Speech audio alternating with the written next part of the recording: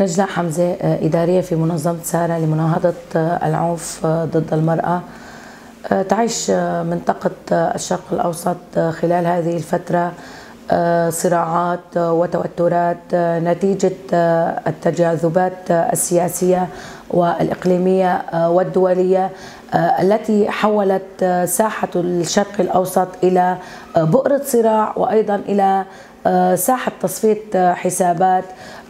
الأقطاب والدول الكبرى التي تسعى لتحقيق مصالحها وأجنداتها على هذه البقعة الجغرافية، وتقوم بسفك الدماء وإشعال الفتن بغية الوصول إلى غاياتها وأهدافها. وإننا في مناطق شمال وشرق سوريا نتعرض بشكل شبه يومي إلى قصف وتدمير واستخدام ممنهج للطائرات المسيرة من قبل الاحتلال التركي الذي يسرح ويمرح دون رادع دولي ودون وجه حق على أراضينا وأيضا ضمن الأراضي المحتلة. أيضا ما تقوم به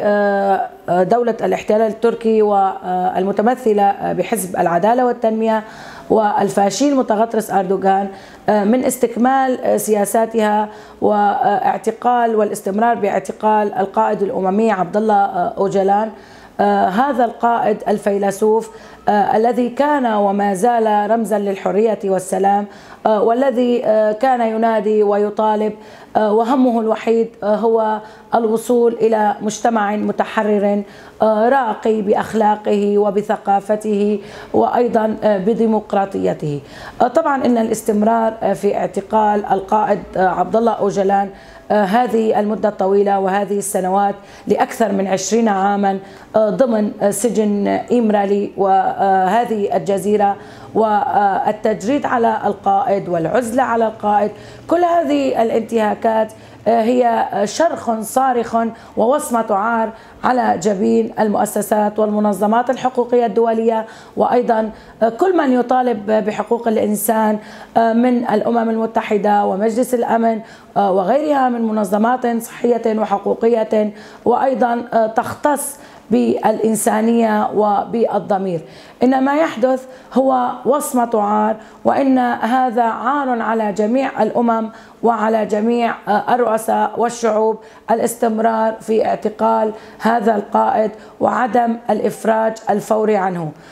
طبعا لماذا استهداف شخصية القائد عبد الله أوجلان؟ إنهم قاموا بسجن القائد عبد الله أوجلان جسديا، ولكن فكره انتشر على كافة أنحاء الجغرافيا وكافة أنحاء العالم، لأنه كان وما زال يطالب بأخوة الشعوب، أخوة جميع المكونات، الديمقراطية والعدالة لكل الشعوب وليس لمكون واحد أو لون واحد أو فئة معينة. أيضا القائد عبد الله أوجلان من خلال ما كتبه من كتب وأيضا من مرافعات، كانت هذه المرافعات تختص بالمرأة، بالعائلة، بالمجتمع، وأيضا بالأمور السياسية، بالأمة الديمقراطية وغيرها وغيرها من المجلدات التي تعنى بشخصية الإنسان وبفكره وتحرره الفكري للوصول إلى فكر ديمقراطي، إلى سلام وأمن وأمان على هذه الأراضي. وإننا نطالب بالإفراج الفوري عن القائد عبد الله أوجلان وحريته الفورية، لأن ما يحدث هو انتهاك صارخ لحقوق الإنسان. وإن فكر الأمة الديمقراطية قد انتشر بين كافة الشعوب والمكونات وعلى أجزاء كردستان الأربعة، وأيضا كافة الدول التي تناهض الاستعمار، تناهض الاحتلال، تناهض العنف بكافة أشكاله، لأن هذا هو مثال صارخ للعنف. وإن استخدام القوة بالقصف والتدمير في مناطق شمال وشرق سوريا وفي الأراضي المحتلة، استهداف المرأة، استهداف الأطفال، لهو أكبر دليل على نهج وانتهاج الحكومة التركية التي تنتهج منهج القتل والتدمير واقتطاع الأراضي بغية الحصول على أجنداتها وأفكارها وتحقيق غاياتها التي تحلم بها من خلال تحقيق حلمها الملي والاقتطاع المستمر للأراضي من خلال سفك الدماء، من خلال حجج واهية بحجة أمنها القومي ومناطقها الآمنة، وما يسمى بهذه المناطق الآمنة التي لا تشبه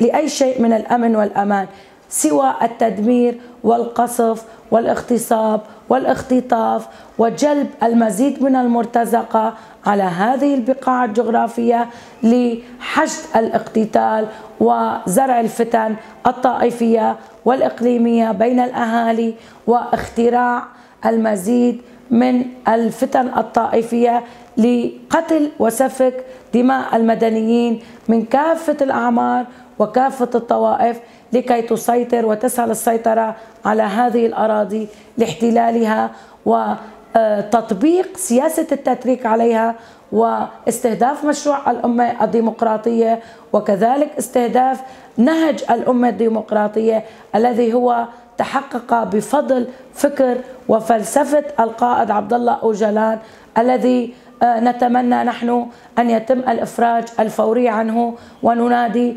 ونطالب بالاستمرار بالتظاهرات والمطالبة بالإفراج عنه، وأيضا استمرار الحملات الإعلامية والحقوقية التي تطالب بالإفراج الفوري عنه وإيقاف ما يحدث من هذه المهزلة واعتقاله في سجن إمرالي وتجريده، وأيضا نطالب بالسماح للحقوقيين والمحامين بزيارته للإطمئنان على صحته وعلى وضعه. وإننا نقول من هنا